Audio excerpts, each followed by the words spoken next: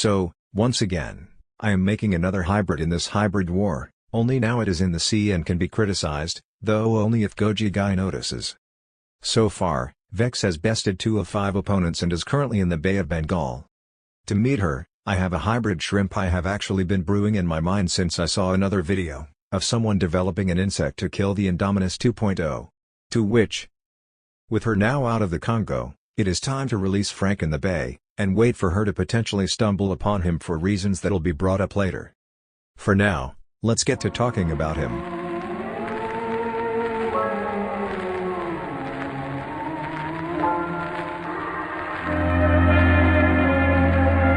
Now to say it up front, I am not making Frank meet Vex on the expected terms.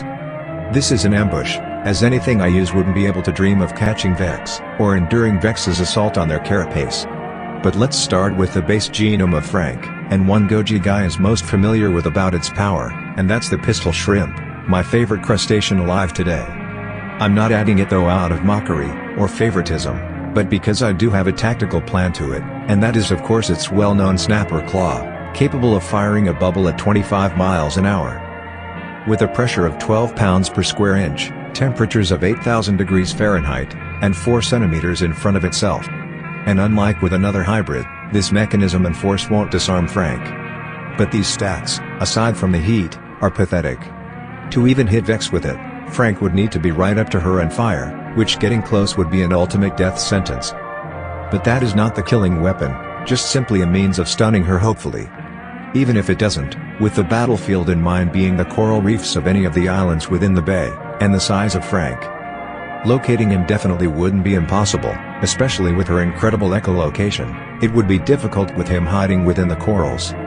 But more importantly, and one keen advantage needed for this to work, is spotting Vex before she spots Frank. This is where our next critter comes in, the mantis shrimp.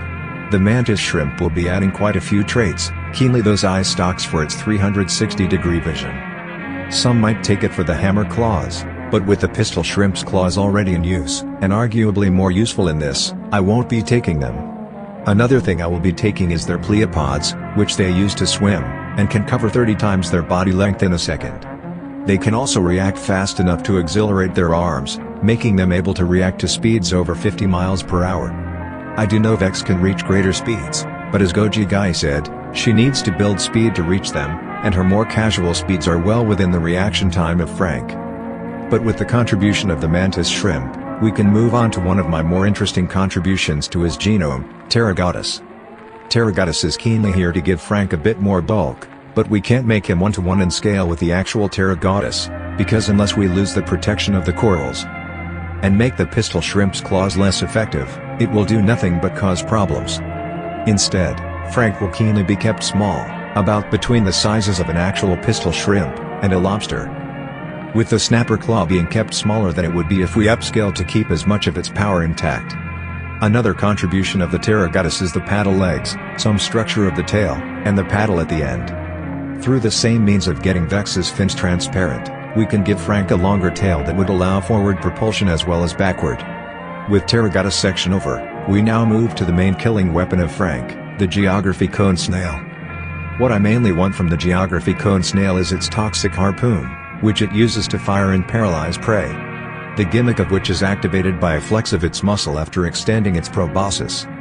Now, while we can't give Frank a proboscis, we can give him the ability to fire these harpoons from his mouth. But the toxin and materials will be changed.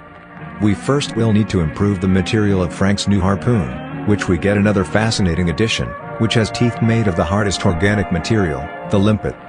These silly little snails have teeth made of goethite, which has a hardness of 5 to 5.5 on the Mohs scale, which by comparison, iron has a hardness of 4. With the harpoon of Frank being able to fire at a peak exceeding 280,000 meters per second squared, this harpoon now will be able to pierce Vex's hide and get the venom in. But there's one last thing we need to add to ensure death, and that's upgrading an already potent venom of the harpoon from cone snail to stonefish.